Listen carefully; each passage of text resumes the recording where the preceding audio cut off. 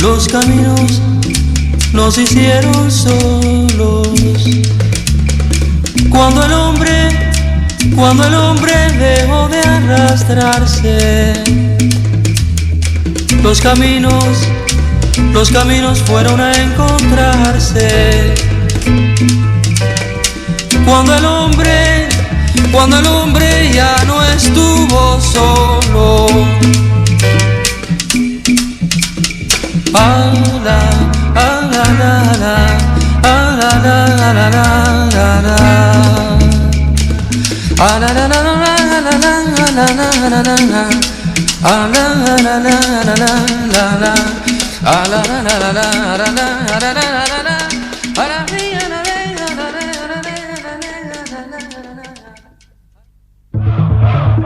Mayo de 1968.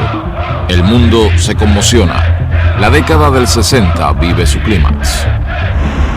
Cuba recibe clandestinamente copia del diario que el Che Guevara escribió en su campaña guerrillera en Bolivia. El gobierno cubano prepara una urgente y masiva publicación.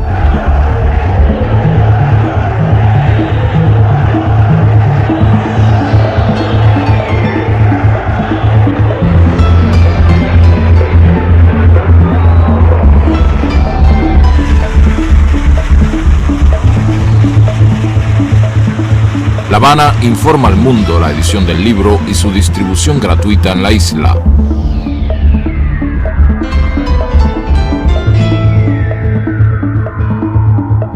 Editoras internacionales reciben copia del texto para su inmediata difusión.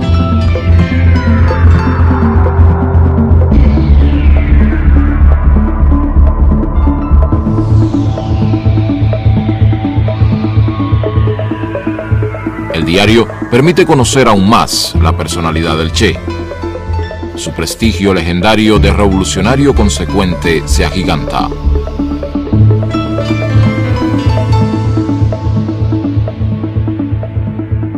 El 7 de octubre de 1967, último día de sus anotaciones, su columna guerrillera está reducida a solo 17 hombres y en una situación desesperada.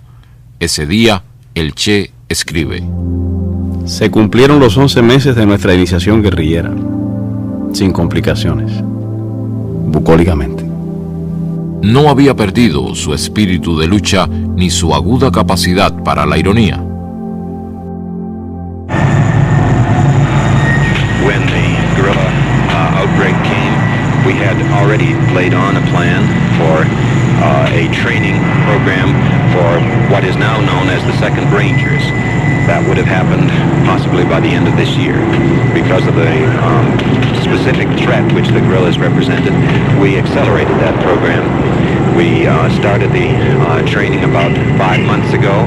We completed it about 2 months ago, which means a 3-month training program for the guerrillas, for the Rangers.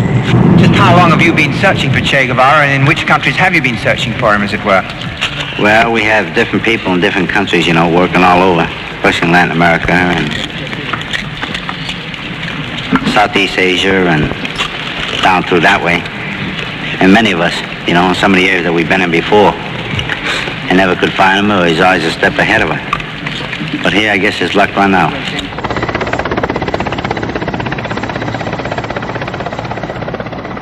Al mediodía del 8 de octubre, en un lugar conocido como Quebrada del Yuro, en el oriente boliviano, libra su último combate.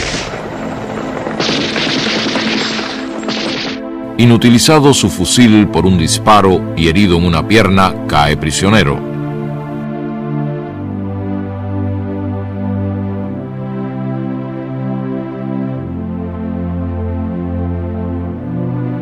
Trasladado a un caserío, se le encarcela en el local utilizado como escuela.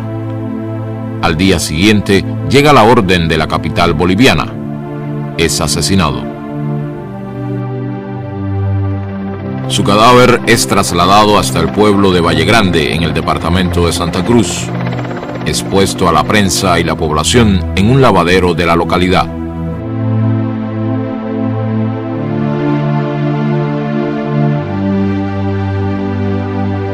Ernesto Guevara de la Serna, conocido como el Che, entra en la historia para siempre. Su imagen recorre el mundo desde ese momento y hasta hoy. Tenía al morir 39 años. Argentina, 1927. Ernesto Guevara Lynch, procedente de clase media, se casa con Celia de la Serna, de familia acomodada y carácter rebelde. De esa unión nace Ernestito en la ciudad de Rosario. Bueno, nació perfectamente bien y resulta que a los 15 días Ernesto tuvo una pulmonía muy seria, que quizá esto fuera el verdadero origen de su asma. Y ahí estuvimos más de 7 u 8 días mirando el bebé. Yo recuerdo, y nunca me voy a olvidar, yo estaba realmente muy apenado y mi diagnóstico era malo. Pero de pronto no comía, no tomaba leche, pero de pronto vi que se prendió de la teta la madre y hizo un gesto de alegría y le dije, vieja, le dije a Celia, el chico se salvó. A los 2 años se le presenta el primer ataque de asma. Empieza así lo que en palabras del padre fue para la familia una maldición y un vía crucis. Los padres organizan la vida familiar para espaciar o atenuar los efectos de la severa enfermedad del hijo. Lo cuidan, pero no lo sobreprotegen. Ernestito aprende a convivir con el asma. No se deja vencer por las limitaciones que le impone y batalla contra ella con todas sus fuerzas, con toda su voluntad.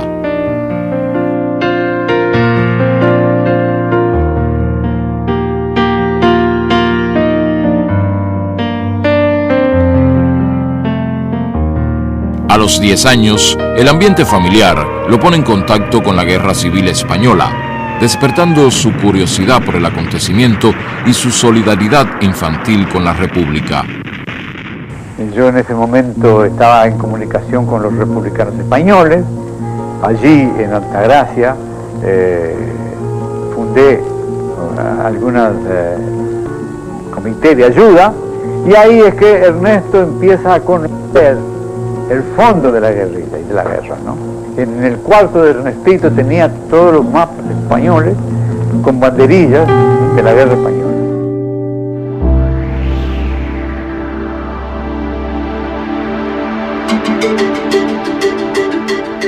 En marzo de 1947, la familia se instala en Buenos Aires. Ernestito ya es Ernesto. Va a cumplir 19 años y matricula en la universidad en la carrera de medicina. A finales de 1951, interrumpe sus estudios y acepta la invitación de su amigo Alberto Granado para realizar un viaje en motocicleta por el continente latinoamericano. Ambos comparten afinidades en diversos temas y preocupaciones. Los une también una inmensa curiosidad por la vida.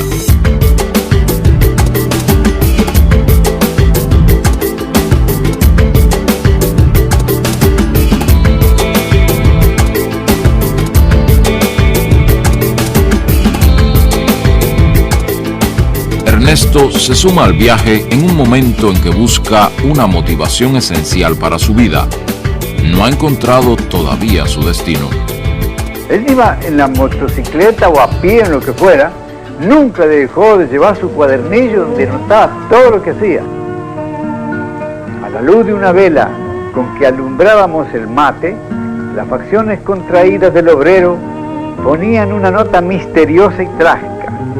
En un idioma sencillo y expresivo, contaba de sus 3 meses de cárcel, de su mujer hambrienta, de los compañeros comunistas que la policía había fondeado en alta mar, lo habían desaparecido misteriosamente. El matrimonio Aterido en la noche del desierto, acurrucado uno contra el otro, era la representación del proletariado de cualquier lado del mundo. Nos apiadamos de ellos, ya que no tenían ni una mísera manta con que taparse, y les prestamos las nuestras. Fue esa una de las noches en que he pasado más frío, pero también en la que me sentí un poco más hermanado con los hombres.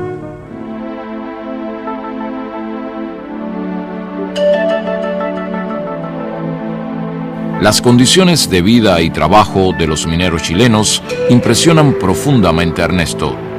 En sus notas de viaje escribe: veremos si algún día algún minero tome un pico con placer y vaya a envenenar sus pulmones con consciente alegría. Dicen que allá, de donde viene la llamarada roja que deslumbra hoy al mundo, es así. Eso dicen. Yo no sé.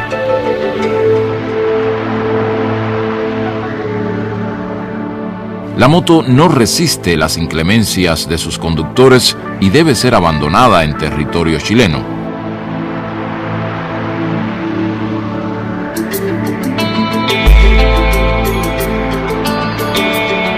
El recorrido por Perú, en particular por el leprosorio de San Pablo, a orillas del Amazonas, es una etapa crucial del viaje. El doctor Hugo Peche, leprólogo, profesor universitario y militante comunista peruano, les apoya con una cálida colaboración profesional y humana. Cuando por primera vez lo conocimos, cuando él llegó acá al hospital de Guía, la impresión que nos ocasionó, bueno, que era una persona vagabunda, ¿ya? Un trotamundo. Estuvieron con nosotros un promedio de unos 2-3 meses y trabajaron con nosotros ese espacio. Tenía un hambre, pero qué gusto daba verlos comer. Parecía un hombre atrasado, se traían lo pobre de tanto viajar, ¿no? Que viajaban en el carro de las vacas, junto con las vacas, contaba él. Vestía pues ahora tipo hippie, ¿no? Que ese tiempo no se conocía el hippismo, porque todo cochinito, ¿no? Mal vestido que habían venido. No tenía pues que ponerse, no tenía ropa ni nada, entonces había un terno de mi marido, entonces se lo regalé y después se lo puso. Creo que un factor aglutinante y además decisivo en esa vocación científica de todos los trabajadores de la lepra era la presencia y el ejemplo del doctor Hugo Peche, que yo considero una persona que tanto a mí como al Che, como al futuro Che, nos marcó para siempre en lo que debía ser un intelectual, un científico y un trabajador de la salud. Cuando ellos ya salían de San Pablo hacia Leticia, el doctor Besani ordenó que se le hiciera una pequeña balsa de palos flotantes y yo agarré una plancha de Eternit y una brocha con pintura, le puse mambo a un lado y al otro lado tango. Entonces eso flotaba y de acuerdo al viento, ¿no? Salía un momento tango, mambo. La despedida que estos enfermos nos hicieron al Che y a mí en San Pablo pasó de todo lo imaginable. Para mí es uno de los recuerdos más hermosos que tengo en mi vida y tengo muchos recuerdos hermosos. En ese tránsito, el viaje nuestro y sobre todo esa estancia en Perú, donde encontró tantas diferencias sociales, creo que eso le ayudó a él también a tener una visión más certera de cuál era su futuro. 8 años después, Ernesto le hará llegar su recuerdo al doctor Peche.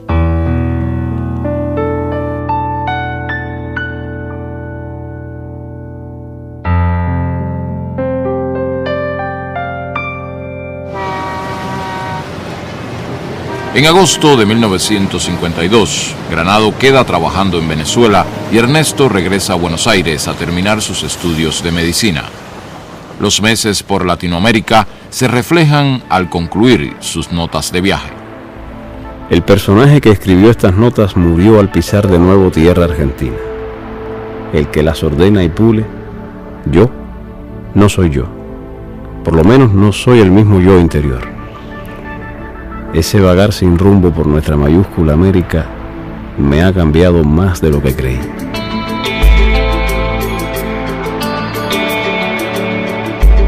En marzo de 1953 se gradúa de médico con una tesis sobre alergia. La familia está feliz. Es llamado al servicio militar obligatorio, pero lo declaran no apto. Entonces comunica a sus padres una decisión irreversible. Se va a Venezuela a reunirse con Granado. En julio parte para su segundo viaje. Se detendrá en diversos países posponiendo su llegada a Venezuela. No llega a Caracas porque las noticias de la situación política que existe en Guatemala le hacen girar su destino hacia allá. Guatemala vive sin saberlo los últimos meses de vida del gobierno democrático de Jacobo Arbenz y de su proyecto de reformas, imprescindibles para el país, pero inadmisibles para la oligarquía local, la United Fruit Company y el Departamento de Estado norteamericano. Le llegan preocupaciones y sugerencias familiares para que acabe de organizar su vida como médico. Ernesto responde: En Guatemala podría hacerme muy rico, pero con el rastrero procedimiento de revalidar el título, poner una clínica y dedicarme a la alergia. Aquí está lleno de colegas del fuelle. Hacer eso sería la más horrible traición a los dos yos que se me pelean dentro: el socialudo y el viajero. Ernesto conoce a Hilda Gadea, exiliada peruana. Establecen una amistad que devendrá relación íntima. En carta a sus padres, ante el avance de la crisis guatemalteca, les escribe: Los últimos acontecimientos pertenecen a la historia, cualidad que creo que por primera vez se da en mis notas. Hace días, aviones procedentes de Honduras cruzaron la frontera con Guatemala y pasaron sobre la ciudad en plena luz del día, ametrallando gente y objetivos militares. Yo me inscribí en las brigadas de sanidad para colaborar con la parte médica y en brigadas juveniles que patrullan las calles de noche. Hace amistad con Ñico López, exiliado cubano estrechamente vinculado a Fidel Castro.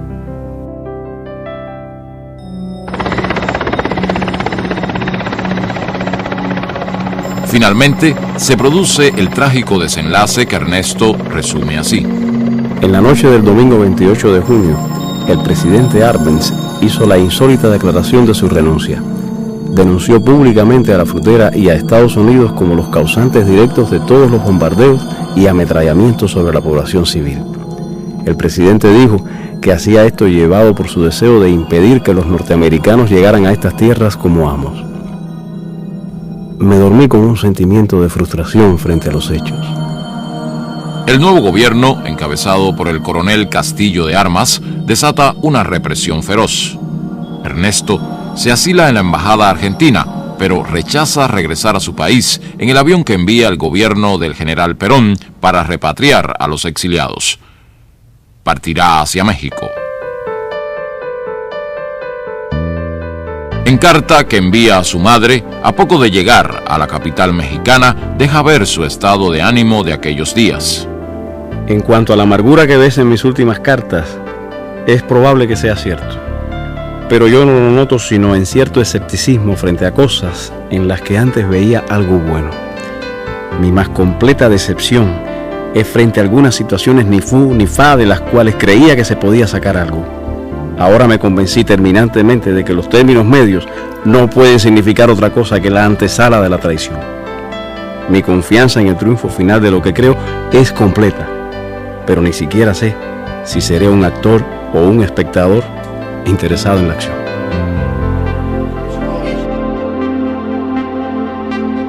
Hilda Gadea llega a México y reanudan sus relaciones. Se reencuentra con Ñico López y a través de él conoce a Raúl Castro. Este acaba de llegar de Cuba después de salir de la cárcel amnistiado junto con todos los participantes en el asalto al cuartel Moncada. Poco después, Fidel Castro arribará a la capital mexicana. Viene a organizar la lucha insurreccional contra la dictadura que gobierna su país. Ernesto ya sabe de la situación cubana como para tener deseos de conocer al dirigente revolucionario más importante de su joven generación. Frente al Galveston, en ese edificio que tú me recuerdas ahora que el número 6, ahí con el tiempo llegamos a tener un apartamento también nosotros. No, en ese edificio debajo o cerquita de él hay un restaurante. en ese restaurante, en el mes de julio del año 55, donde se sostiene esa entrevista entre Fidel y el Che, que yo participo, y es donde el Che decide unirse a nosotros. Por eso Fidel dice que el Che y yo fuimos los primeros en formar parte de la lista de los futuros expedicionarios. La conversación en la que Fidel Castro y Ernesto Guevara inician su amistad queda reseñada en el diario de este. Un acontecimiento político es haber conocido a Fidel Castro, el revolucionario cubano, muchacho joven, inteligente, muy seguro de sí mismo y de extraordinaria audacia. Creo que simpatizamos mutuamente. En agosto de 1955 contrae matrimonio con Hilda. En febrero de 1956 les nace Hildita. Para esa fecha ha comenzado su preparación física como futuro guerrillero. Será el teniente médico de la expedición. La férrea voluntad, ayudada por la altura y el clima seco de Ciudad México, harán posible que su asma no lo invalide en los meses de entrenamiento. Alberto Bayo es oficial del Ejército Republicano Español y principal instructor de los expedicionarios, lo califica en un reporte como el mejor de todos. Ernesto, el médico, Guevara, el argentino, esas identidades se irán disolviendo en su convivencia con los cubanos. Se le identificará entonces con una interjección breve y afectuosa: el Che. El Che ha dejado carta a su madre que se enviará después de la salida. Para evitar patetismos premortem, esta carta saldrá cuando las papas quemen de verdad. Y entonces sabrás que tu hijo, en un soleado país americano, se puteará a sí mismo por no haber estudiado algo de cirugía para ayudar a un herido. Y la lucha será de espaldas a la pared, como en los himnos, hasta vencer o morir. Te besa de nuevo, con todo el cariño de una despedida que se resiste a ser total. Tu hijo, el Che.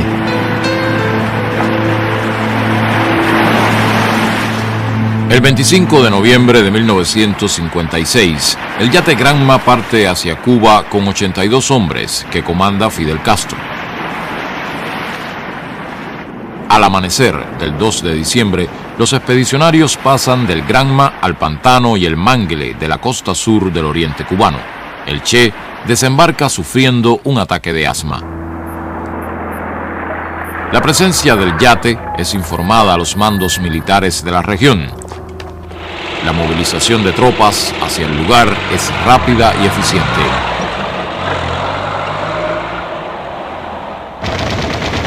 A los 3 días de agotadora marcha, los expedicionarios son sorprendidos y dispersados después de sufrir varias bajas.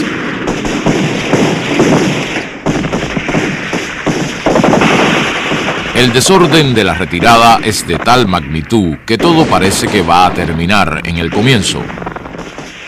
El ejército los persigue durante días. Muchos de los que se entregan o capturan son asesinados. Después de 3 semanas de total incertidumbre, Fidel Castro reagrupa a una pequeña tropa con 7 fusiles y 12 hombres. El Che Guevara es uno de ellos.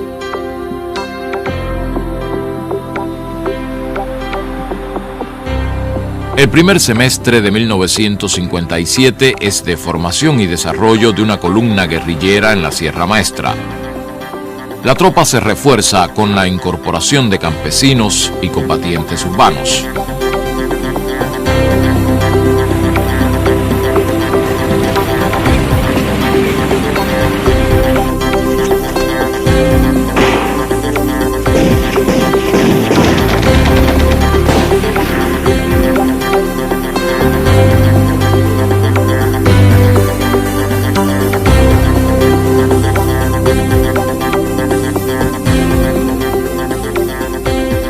El Che está preparado psicológicamente para adaptarse a las más duras exigencias de la vida guerrillera, pero el asma se le presenta implacable. A pesar de esta, es el médico de la columna y de los campesinos de la zona y se destaca como combatiente. En julio, Fidel decide crear una segunda columna guerrillera y nombra al Che comandante de la misma. La dosis de vanidad que todos tenemos dentro hizo que me sintiera el hombre más orgulloso de la tierra ese día. Hoy aprovecho la oportunidad de la visita de un periodista cubano para dar al pueblo de Cuba el primer saludo que tengo oportunidad de dar, de un pueblo que he decidido defender, conociendo solamente a través de la acción y del pensamiento de nuestro jefe Fidel Castro. Los meses que siguen le permiten desplegar su capacidad organizativa, su valor e inteligencia como jefe guerrillero y una especial sensibilidad humana y política para las relaciones con el campesinado. Aquí Radio Rebelde, órgano del movimiento revolucionario 26 de julio y del Ejército Rebelde. En agosto de 1958, el Ejército Rebelde derrota la ofensiva del ejército batistiano en las montañas orientales. Fidel decide lanzar inmediatamente una contraofensiva enviando 2 columnas de sus combatientes hasta las montañas del centro de la isla. Una es comandada por Camilo Cienfuegos, la otra por Ernesto Guevara.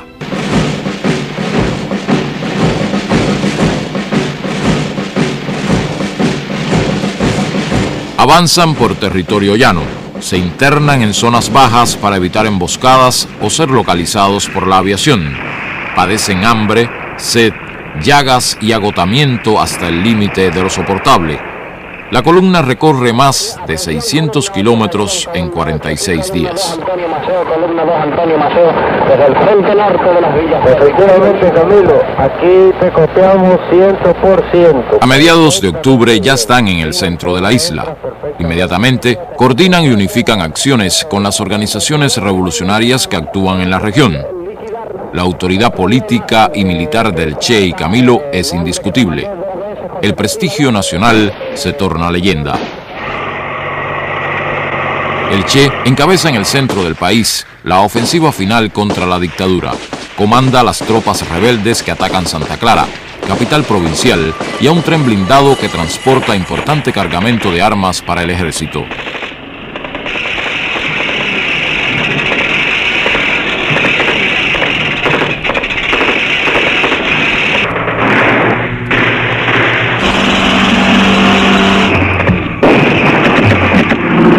La aviación de la tiranía bombardea la ciudad en un último intento por frenar la victoria rebelde. La guarnición del tren se rinde. Tras 4 días de combate, Santa Clara es tomada. En La Habana, estos acontecimientos precipitan la fuga de Batista y el desmoronamiento total del régimen. El Che es aclamado como héroe por la población de la ciudad, pero no se asentará en ella. Fidel, desde las afueras de Santiago de Cuba, les ordena a él y a Camilo Cienfuegos avanzar hacia la capital. La revolución ha triunfado. La Habana recibe a sus dirigentes.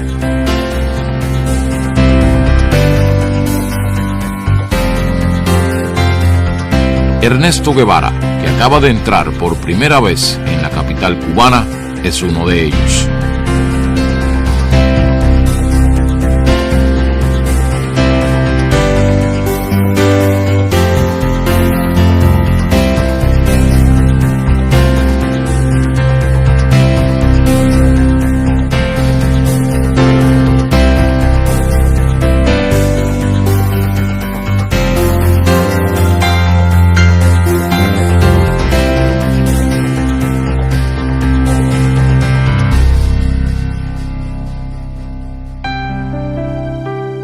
Los padres del Che llegan a La Habana a pocos días de la victoria. La alegría del reencuentro es acompañada de un inmenso orgullo. Su hijo es ahora un héroe del pueblo cubano.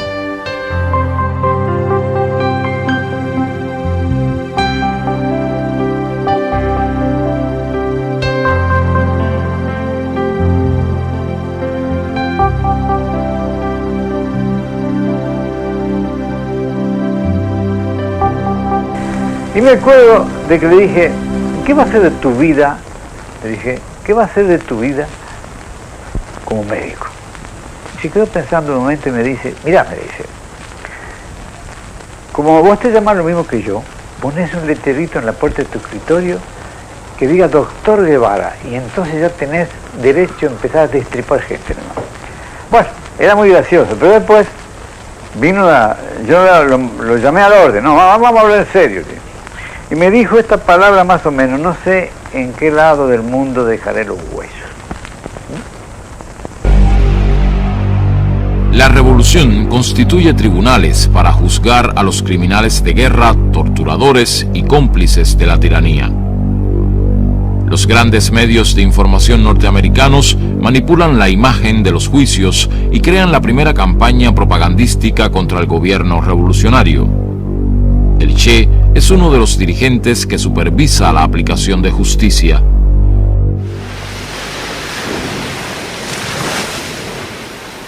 A Cuba llegan su hija Hildita e Hilda. El matrimonio se da por terminado. Un acuerdo del Consejo de Ministros otorga la condición de ciudadano cubano de nacimiento a todo extranjero que haya luchado contra la tiranía de Batista durante 2 años o más y ejercido durante 1 el grado de comandante. Acuerdo redactado a su medida como reconocimiento y homenaje. El Che se casa con Aleida March, combatiente que ha conocido en su campaña en la región central de Cuba.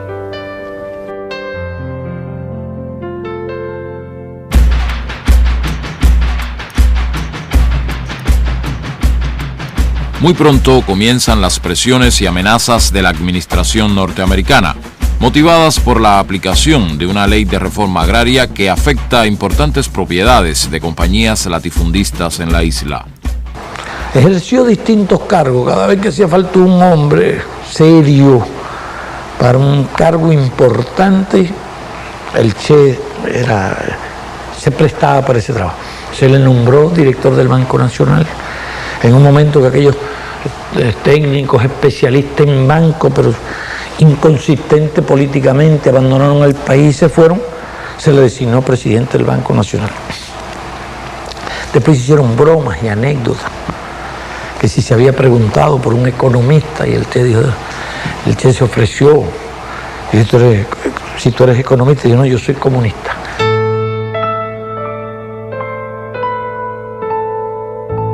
Y a los pocos días de llegar a La Habana, que llegamos el 8 de septiembre, me mandó a decir que cuando empezamos las clases, que ya tenía la pizarra, ya tenía el borrador y ya tenía la tiza. Y empezamos allí las clases. Y ahí duraron. Cuando él pasó al banco era más fácil, pues yo estaba en el banco con él también, así que era más fácil darle clases. Y después cuando él salió para industria seguimos las clases. Hasta un momento en que yo le dije, mira, ya yo te he dado todo lo que yo sé. Ya yo no sé más nada, no tengo más nada que dar. Fueron 5 años, ¿eh? 5 años sin fallar nunca. Él dejó de dar clases los días que no estaba en Cuba. El día que le dije que ya yo no tenía más nada que darle, me dice, bueno, dame programación lineal. Digo, no, yo nunca he dado clase de eso. He leído algo sobre eso. Dice, ¿por qué no la estudiamos juntos? Digo, bueno, vamos a estudiarla juntos.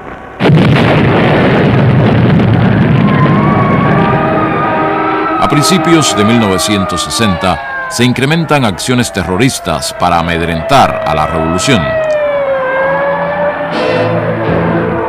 La Agencia Central de Inteligencia asume un rol protagónico en la lucha contra el gobierno revolucionario.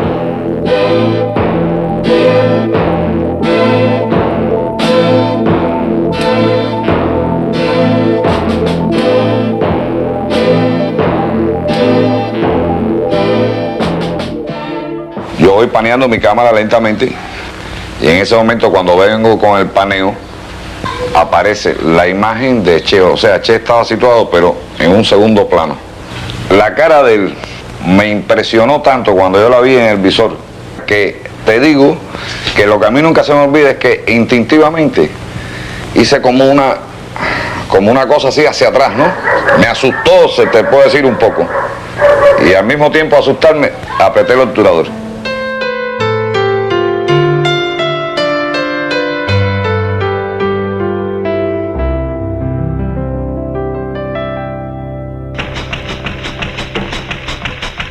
Cuba ha sacado lecciones de la Guatemala de 1954. Fracasan los planes de paralizar la isla con la aplicación de sanciones políticas y económicas. Se establecen relaciones comerciales con la Unión Soviética y demás países socialistas.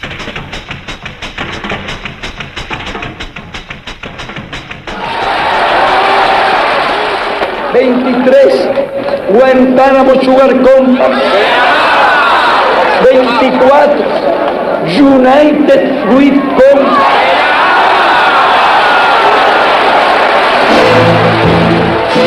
Se nacionalizan las compañías petroleras, los centrales azucareros y los bancos norteamericanos.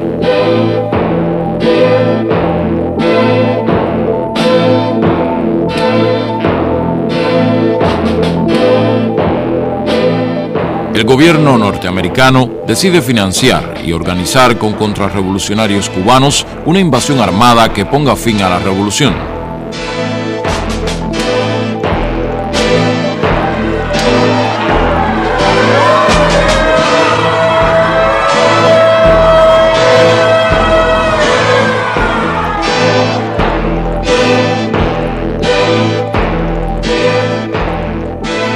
A solo 90 millas de los Estados Unidos, Cuba se declara socialista.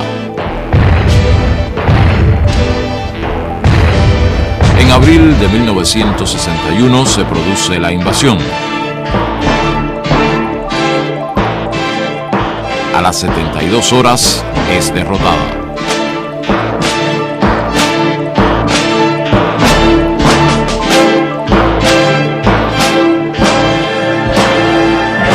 Girón es un símbolo para todos los pueblos oprimidos. Playa Girón es la primera derrota del imperialismo en América Latina, pero también es una de las primeras derrotas del imperialismo en escala mundial. Adelante, obreros socialistas, la victoria es nuestra y lo será. En la mente las ideas marxistas, hoy, mañana y siempre, Cuba vencerá. El Che es designado ministro de Industrias.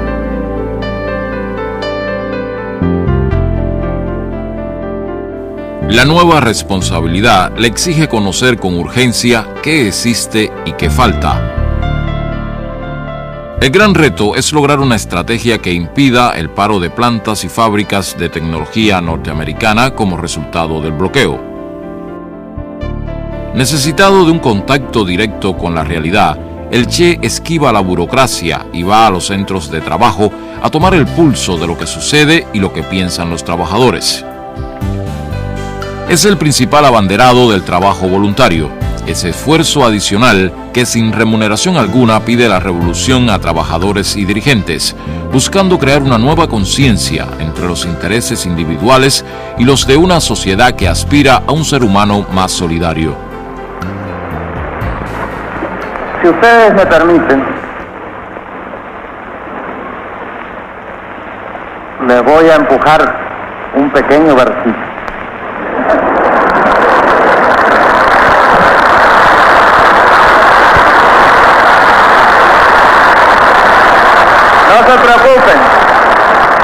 No se preocupen, porque no es de mi propia inspiración, como dicen. Es un poema, nada más que unos párrafos de un poema de un hombre desesperado. Pero el hombre es un niño laborioso y estúpido que ha convertido el trabajo en una sudorosa jornada. Convirtió el palo del tambor en una azada y en vez de tocar sobre la tierra una canción de júbilo, se puso a cavarla. Y después decía, más o menos porque no tengo muy buena memoria, quiero decir que nadie ha podido cavar al ritmo del sol y que nadie todavía ha cortado una espiga con amor y con gracia.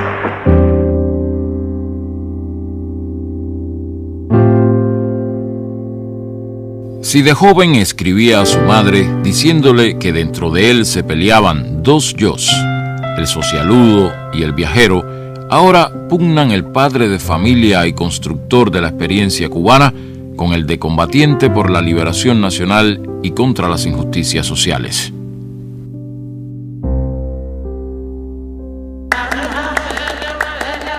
El Congo es uno de los focos de tensión internacional que más lo impacta. El primer ministro Patricio Lumumba es víctima de un plan secesionista estimulado por intereses neocoloniales y la administración norteamericana. Confiado en la imparcialidad de las Naciones Unidas, solicita su intervención. Tras el manto de esa organización, se consuma la traición y la división del país.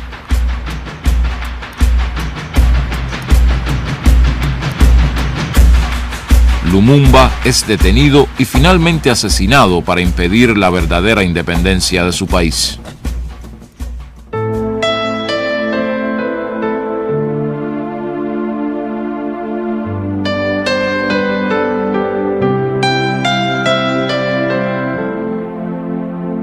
En sus años en Cuba, el Che es embajador de misiones especiales, expositor y defensor lúcido de la revolución en foros internacionales y en reuniones con jefes de Estado y personalidades de su tiempo. Estas responsabilidades amplían su perspectiva del mundo en que se desenvuelve. El Che reflexiona sobre los antecedentes y la experiencia práctica de los países socialistas. Recorre un arduo camino de aprendizaje. Tiene inquietudes, se hace preguntas. Nous avons copié mécaniquement les expériences des pays frères et ce fait a constitué une erreur, pas de plus grave, mais une erreur qui a freiné le développement et a contribué dangereusement à l'un des phénomènes qui doit être combattu avec le plus de vigueur au cours de la révolution socialiste, le bureaucratisme. Abierto a la realidad, ajeno a aceptar verdades cerradas y eternas, comienza a escribir un libro sobre economía política socialista. En su introducción expresa: creemos importante la tarea, porque la investigación marxista en el campo de la economía está marchando por peligrosos derroteros.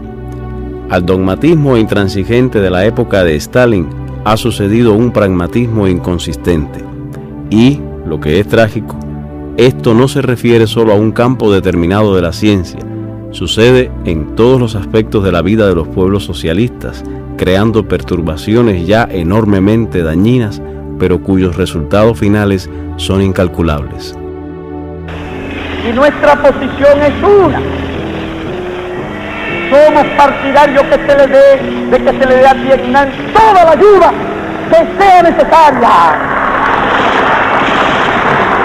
Somos partidarios de que esa ayuda sea en armas y en hombres. Somos partidarios de que el campo socialista corra los riesgos que sean necesarios por Vietnam. Patria o muerte, el derecho.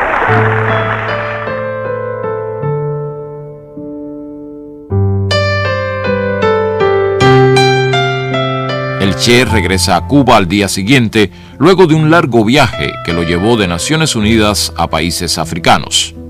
Ha decidido qué hacer con su vida. Para llevar a cabo su proyecto, tiene el pleno respaldo y la colaboración de Cuba.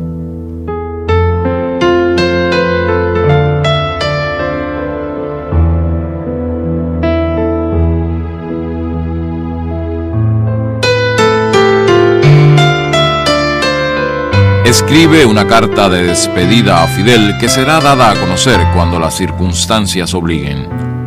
A principios de abril parte en secreto de Cuba.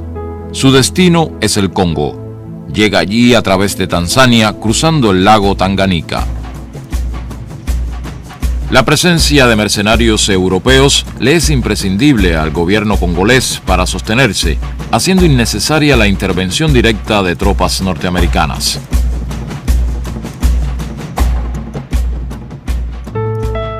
Un poco más de 100 combatientes cubanos se unen al Che, asesoran y entrenan a los rebeldes congoleses y participan con ellos en los combates contra los mercenarios y el ejército gubernamental. A pocas semanas de la desaparición pública del Che, Estados Unidos invade con 30.000 infantes de marina a la República Dominicana. La brutal intervención militar de Estados Unidos en República Dominicana, a medida que es conocida en detalle, acrecienta la indignación en el mundo. La causa es la sublevación de la población y militares constitucionalistas contra un golpe de Estado de oficiales reaccionarios. El expresidente Juan Bosch, virtualmente prisionero en Puerto Rico, denuncia las artimañas imperialistas. No importa que las fuerzas militares que invaden a la República Dominicana sean de la OEA o de Estados Unidos. Ellas son fuerzas militares invasoras.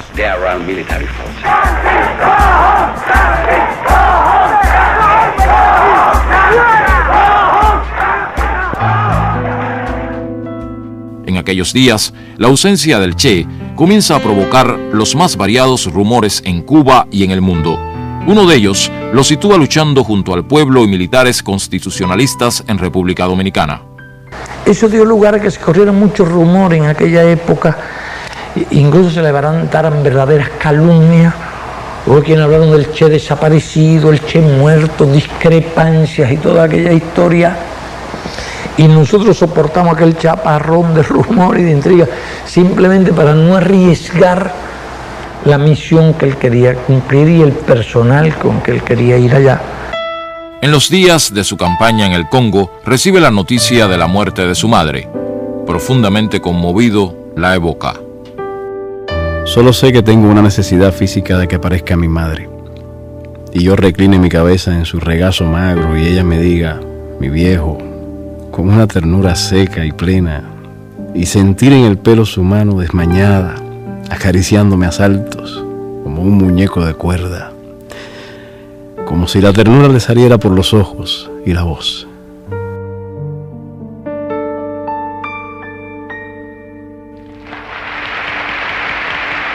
Seis meses después de su partida de Cuba, es inaplazable hacer conocer su carta de despedida. Fidel, me recuerdo en esta hora de muchas cosas, de cuando te conocí en casa de María Antonia, de cuando me propusiste venir, de toda la tensión de los preparativos. Otras tierras del mundo reclaman el concurso de mis modestos esfuerzos. Yo puedo hacer lo que te está negado por tu responsabilidad al frente de Cuba. Y llegó la hora de separarnos. Sépase que lo hago con una mezcla de alegría y dolor. Aquí dejo lo más puro de mis esperanzas de constructor y lo más querido entre mis seres queridos. En los nuevos campos de batalla llevaré la fe que me inculcaste, el espíritu revolucionario de mi pueblo, la sensación de cumplir con el más sagrado de los deberes, luchar contra el imperialismo donde quiera que esté.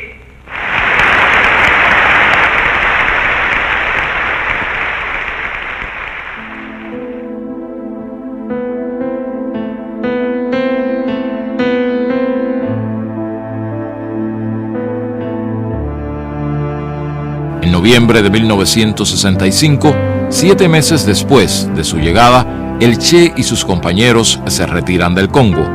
No hay condiciones para proseguir la colaboración. La experiencia ha sido muy dura. Ha confrontado una realidad compleja y difícil en extremo. Se retira muy abatido.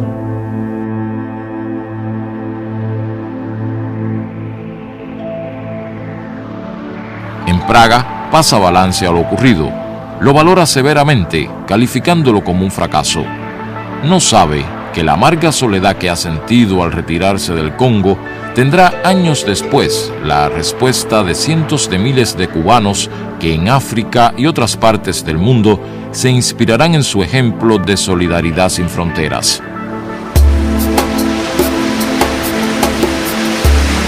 vuelve a Cuba en secreto para los preparativos de su próximo desafío. La impaciencia lo aguijonea, la del momento que se vive y la de sus años.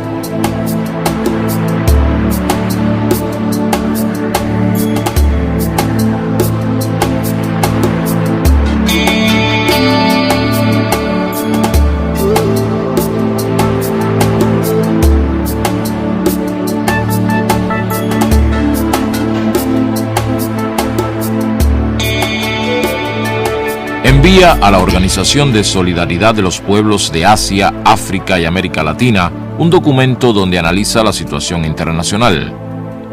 La agresión norteamericana a Vietnam continúa y se incrementa. La guerra de insultos en la división del campo socialista continúa y se incrementa. Pero la esperanza de cambiar el mundo, de hacerlo más libre, más igualitario y más justo, también continúa.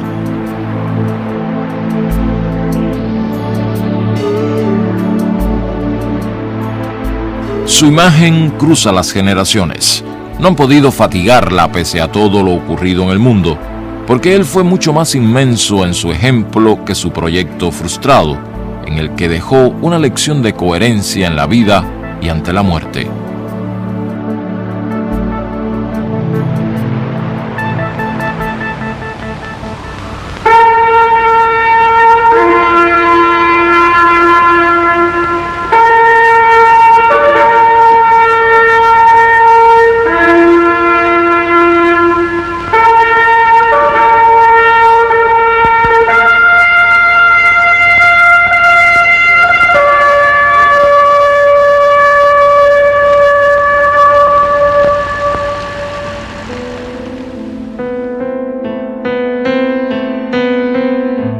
Hoy nos dicen que estás muerto de veras, que te tienen al fin donde querían.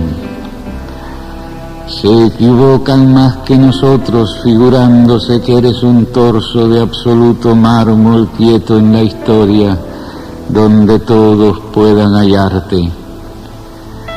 Cuando tú no fuiste nunca sino el fuego, sino la luz del aire, sino la libertad americana soplando donde quiera, donde nunca jamás se lo imaginan, Che Guevara.